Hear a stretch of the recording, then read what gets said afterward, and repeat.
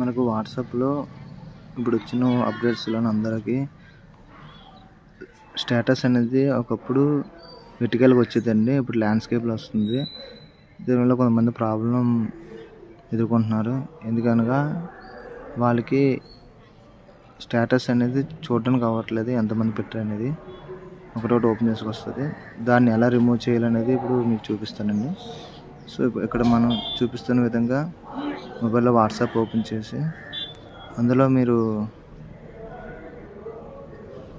చూడండి. ఇక్కడ ఏదైనా ఏ ఛానల్ అయినా మీరు సబ్స్క్రైబ్ చేసి ఉంటే అన్ఫాలో చేయండి. నెక్స్ట్ వాట్సాప్ యాప్ని కూడా అన్ఫాలో చేయగానే మనకి ఈ ప్రాబ్లం రిజాల్వ్ అవుతుందండి.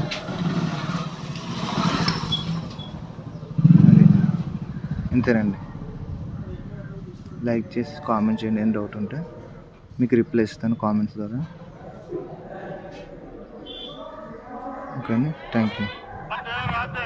పైన స్టేటస్లు కూడా మనకు కనిపిస్తుంటాయి చూడండి, వెర్టికల్గా కనిపిస్తుంటుంది. సో ఇది చూడండి. ఛానల్స్ ఏమైనా ఉంటే అన్సబ్స్క్రైబ్ చేసుకోండి.